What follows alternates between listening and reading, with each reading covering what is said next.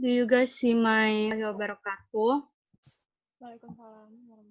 Today we will tell you about managing human resource globally. But first, let me introduce our team. My name is Tasha Kusuma Kartika and my partner Tinizia Sri Cendani. First is human resource management in a global environment.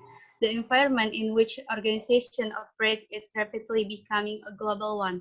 More and more companies are entering international market by exporting their product, building facilities in other countries, and entering into alliances with foreign companies. Foreign countries can provide a business with a new market in which there are million or billion of new customers. Developing countries often provide such market, but developed countries do so as well.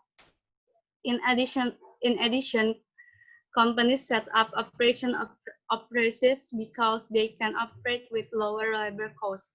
Finally, thanks to advice in telecommunication and information technology, companies can more easily spread work around the globe wherever they find the right mix of labor costs and abilities. And in this slide, we are talking about employees in international workplace. They are divided into three. The first is the parent country, a host country, and the third country. The country in which an organizational headquarters is located. It is the definition of the parent country, and a host country is a country or other than the parent country in which an organization operates a facility, and third country is a country is neither the parent country nor the host country of an employer.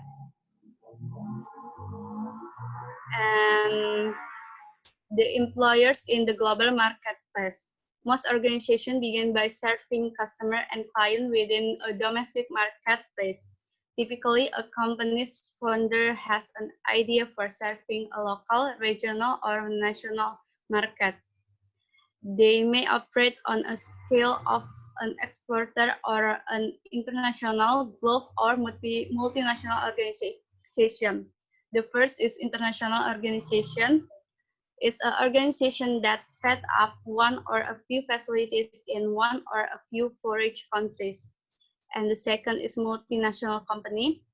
Is an organizational that builds facilities in a number of different countries in an effort to minimize production and distribution costs. And the last is global organization.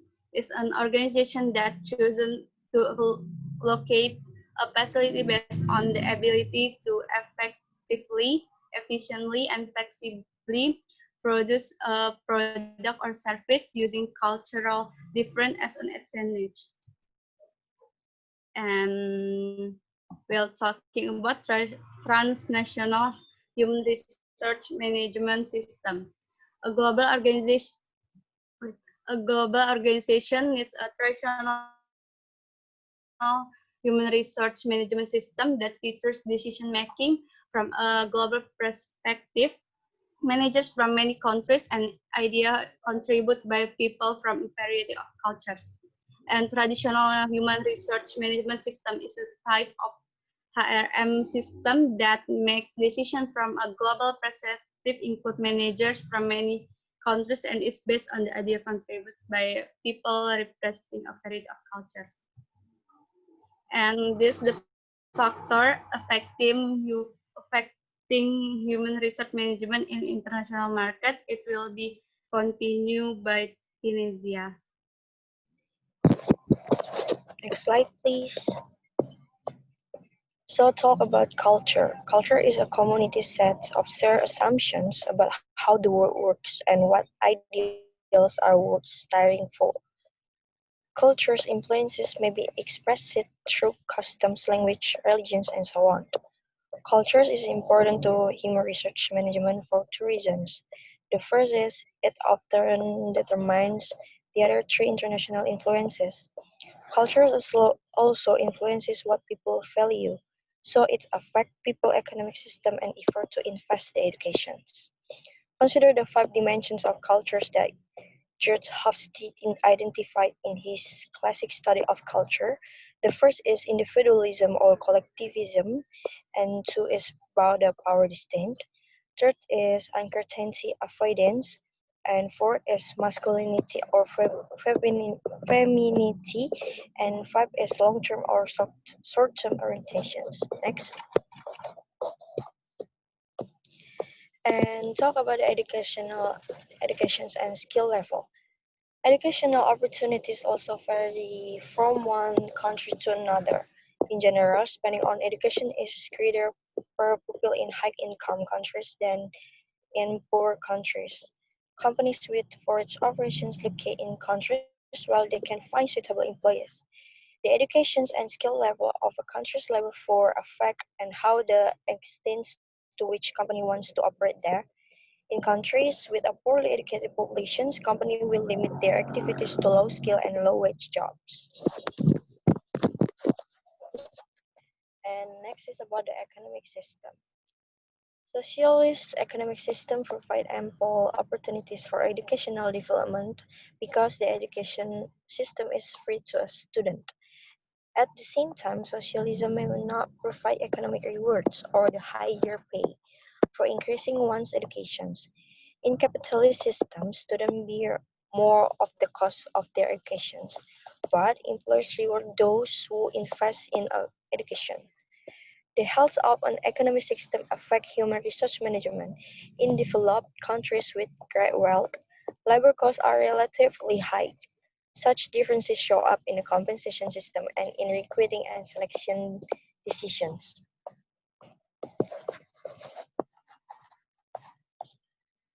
And next is about the political legal system. The country laws often dictate the requirements for human resource management practices, such as training, compensations, hiring, firing, and layoffs. The political legal system arises to a large degree from the cultures in which it exists. So laws and regulations reflect cultural values, and an organizations that expands internationally must gain expertise in the host country's legal requirements and way of dealing with the legal systems, often leading the organizations to hire one of the more host country nationals to help in the process.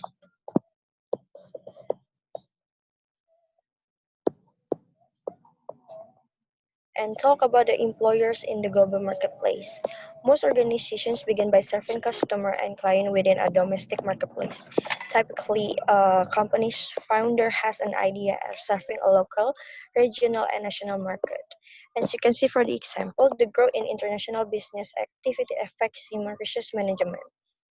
It's talk about the more and more companies are entering international markets by exporting and operating for its facilities.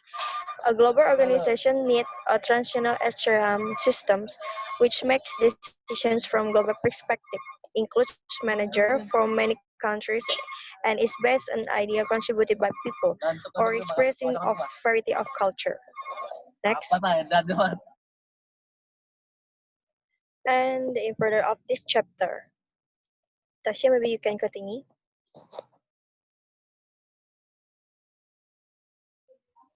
The factor that most strongly influence human resource management in international market is first culture is by far the most important influence. Each market culture it is set of shared assumptions about how the world works and what ideals are worth striving for.